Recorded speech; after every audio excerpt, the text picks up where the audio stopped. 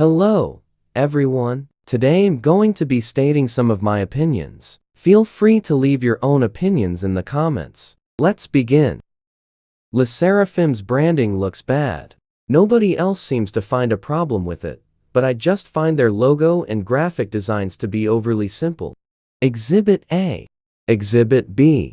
I'm guessing it was intentional, but I feel like it doesn't make them stand out. Compared to New Jeans, who also debuted in the same company, their stylization seems to be better received than LE SSERAFIM's. However, I do like their concept. I like how the words they use can have a double meaning, but visually, black, white, and gold or yellow doesn't give you much to work with. LE SSERAFIM's concept can look clean, elegant, and classic, but at times, it comes off as low effort or cheap. Positions should be changeable. Every few years, groups should be reevaluated. The members should be able to improve, and that should be shown. I wouldn't recommend every year, but every 2 to 3 would be nice.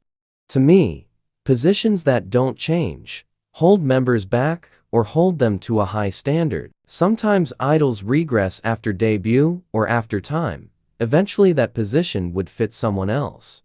Of course, I wouldn't want this system to cause conflict between the members, but it could be positive motivation or helpful so others could relax.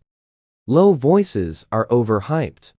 Anytime an idol showcases a comfortable range or deeper tone, everyone is shocked and suddenly falling on their knees. It has become a trend with female idols now. It's a good thing for them to sing comfortably, but companies overdid it, and now, the idols can't even sing their songs because they don't have the range to go that low. An example would be LE SSERAFIM's Fearless. The members couldn't sing the chorus during their encore. Felix from Stray Kids has a natural deep voice and displays that in songs. It's cool, but the company and fans made that his special thing, and he now has to stick to it. Why can't we ever do things in healthy amounts? Feature this ability, don't limit the idols. One Young isn't a pick-me. By definition, a pick-me is a girl who goes out of their way to impress boys and make them seem that they're not like other girls. You guys should know by now, 4th-gen idols can't even interact normally with the opposite gender without receiving hate or getting shipped together. Acting cute, cringy, or fake doesn't make One Young any different from any other person doing aegyo. I do believe at times One Young does questionable things, but she never goes out of her way to impress boys. The only time she's around boys is when she's an MC, and she still never puts other girls down. Please learn what words you're using mean before you try switching the meaning. Choosing rookies over senior groups is annoying. I've seen comments talk about how 3rd-gen groups are done with basically. What's crazy is 3rd-gen idols are considered old, but will have members the same ages as 4th-gen groups, but they're viewed different based on their generation. There is nothing totally new. Nothing different about newer groups, not even age. Sometimes, everyone just chooses to move on because they're the next trend.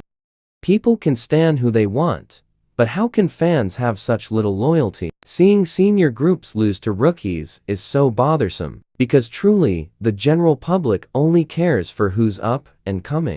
Momo's real, singing voice isn't low. JYP Entertainment changed her singing technique before their debut, and just because it can sound bad when high, that doesn't mean her range is automatically low. Momo never really had decent vocal training either, so she doesn't have a wide range. The reason she sounds significantly better during lower notes is because her voice is less squeaky and more relaxed. Naturally, Momo has a sweet voice. Back in 16, she didn't sing with the force technique. I wish whoever manages Twice encourages them to change and progress in the future. Idols who are mixed race are always changed. One major example, noticed with idols who are mixed race, usually Asian and white, they always have to change their hair to blonde. Lily from NMIX, Bahia from Kepler, and Somi are mixed, and are all blonde, and have been consistently blonde for a while. I don't know. For some reason it bothers me because it feels like companies are taking advantage of them being white and are trying to make them look like blonde white girls or something. Other idols have been consistently blonde for a while, like Rose from Blackpink, But how are the idols I stated mixed and only blonde? Lily did recently go to a light pink, but Bahia was also already pink before. There's no way that's a coincidence. New Jeans is losing their iconic look. After attention, I feel as though New Jeans stylists have gone overboard. Min Hee Jin really heard Y2K and ran with it. What made them so different is they brought a different look and sound to 2022. Their clothes weren't so girly and they didn't have rainbow-colored hair. Now, they've dyed and cut their hair, which is fine if it's their decision, but they have also been put in goofy outfits. Danielle has probably had the worst transformation in such a short time span. Her hair was long and wavy, and now it's fried and cut into a long bob. I still like their concept, and they all suit it, but I think the stylist could relax on the uniqueness, particularly during special events. Nobody helps idols that are underweight. I'm tired of seeing severely underweight idols being praised for their figures. Idols with low body fat shouldn't be shamed, of course, but nothing ever changes. There's some news or picture that goes viral, and everyone's concerned, then the worry goes away. Recently, I've seen a fan cam of Wendy from Red Velvet at their 4th concert, and I was shocked to see comments praising her for having abs. Everyone has abdominal muscles, they just show more due to low body fat. The comments. Wendy's abs were visible only due to having almost no body fat. You can see she practically has no muscle anywhere else on her body.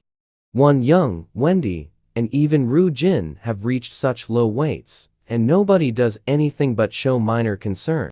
Baby Monster should be boycotted. Why are we still allowing children to debut in 2023? Just because idols have debuted young before doesn't make it okay. Break the cycle. 4 out of 7 members in Baby Monster are 15 or younger. The youngest just turned 14 in February. She's a middle schooler.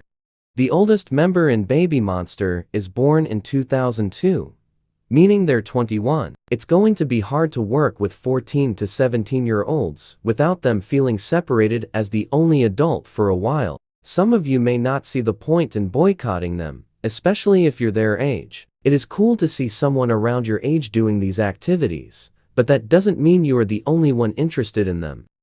There are a lot of negative factors like older adults that find interest in them, mainly men, hate, and mental tolls that will affect them.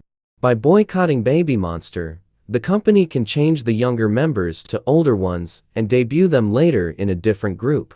School should be prioritized for them. I also think the younger members will see clearly what they want for their lives as they mature.